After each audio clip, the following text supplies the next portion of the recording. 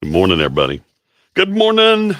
A short and sweet Friday live this morning as we talk about Santa Claus from an engineer's perspective.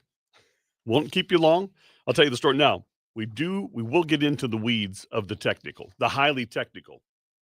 Not because I have figured this out for myself. I'm taking an engineer's perspective. I'm not an engineer, but I'm trusting some of the amazing figures and facts that are portrayed in this short story about Santa Claus from an engineer's perspective. Pretty funny stuff. By the way, if you'd like a copy of this, I'll be glad to furnish that to you. If you want to private message me with your email address, I will be glad to send this back at you with some fun. I mean, have some fun with it because there are really two Christmas miracles. We have choices.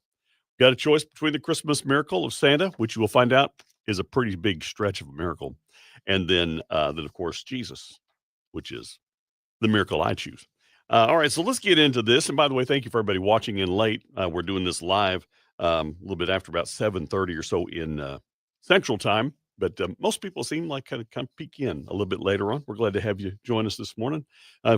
Just chime in with your comments and have some fun with Santa Claus from an engineer's perspective. All right, there are approximately 2 billion children, that's people under 18 years of age, in this world.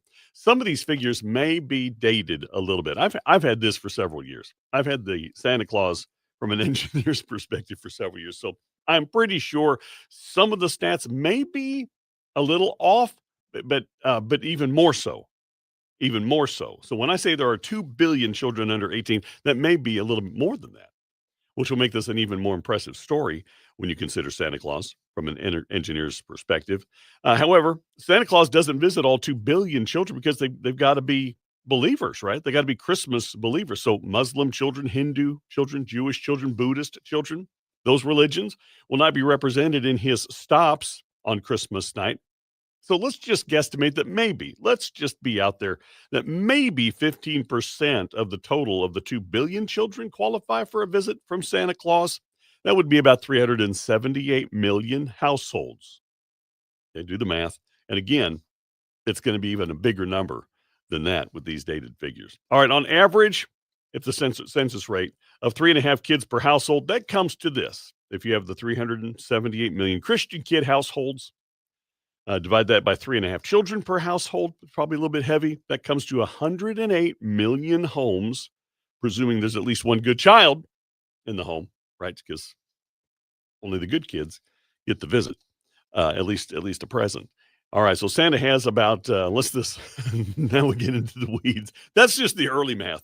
That's just the early math. Thanks to the different time zones and the rotation of the Earth, and we're going to assume that Saint Nick travels east to west, which will take advantage of all of the time zones, all of the time zones in the Earth rotation. That seems logical, right?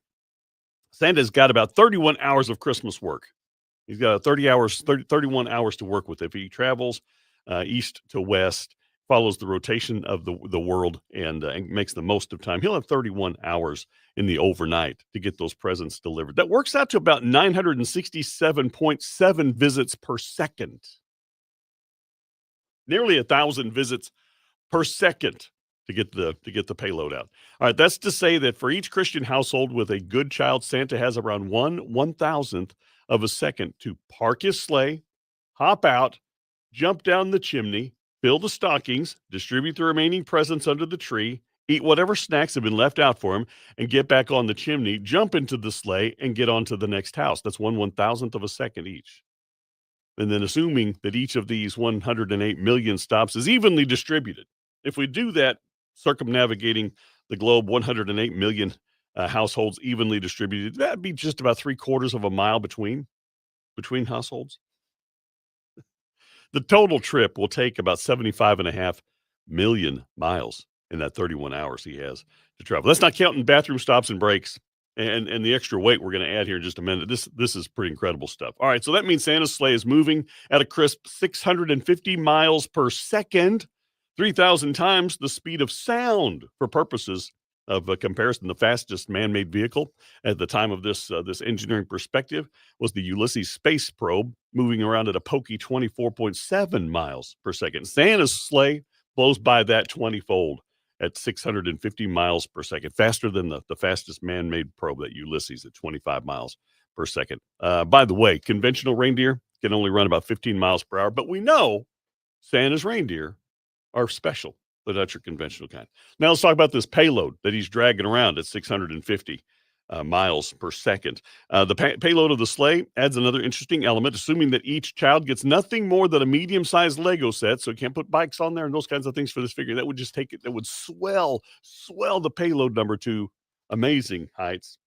Let's say he's just carrying a 2-pound medium kit of Legos for each good child. That sleigh would weigh over 500,000 tons.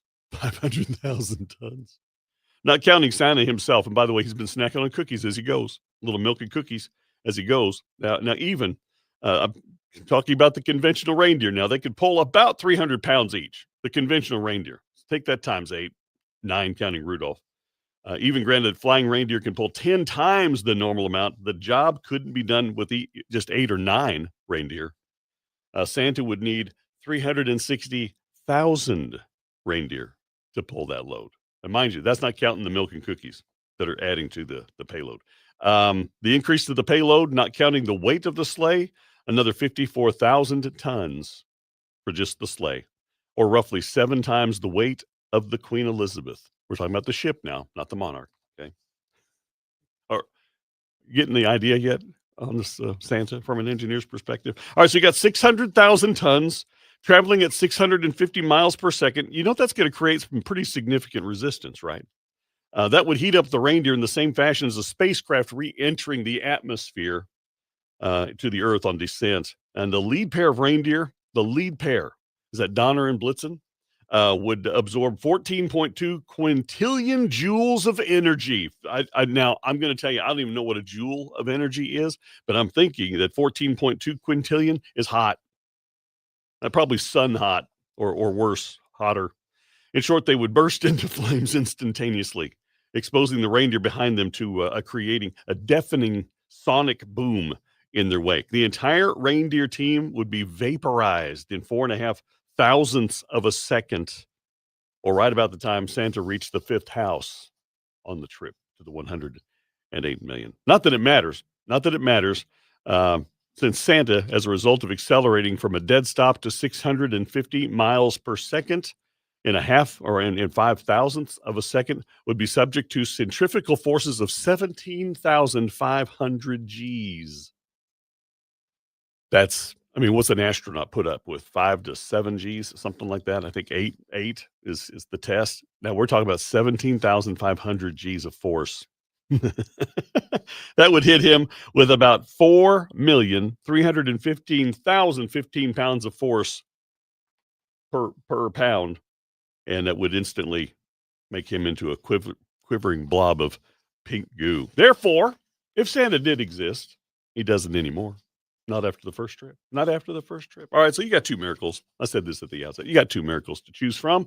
You got the red-suited, jolly, white-bearded, cookie-eating home invader miracle, or you got that baby that was promised some 800 years before he arrived, fulfilling so many prophecies. Virgin birth, just one of those. Bethlehem, he couldn't control where that birth took place. That he'd be born in the line of Jacob, also in the line of David. He'd be preceded by a messenger in Malachi chapter 3. The time of his arrival was told in Daniel chapter 9. That's how Simeon knew. That's how Simeon knew when Jesus would be there. He knew. And the slaughter of the innocents in Bethlehem that was told in Jeremiah chapter 3. You got a couple of miracles to choose from. I choose the one that makes sense. I hope that you do too.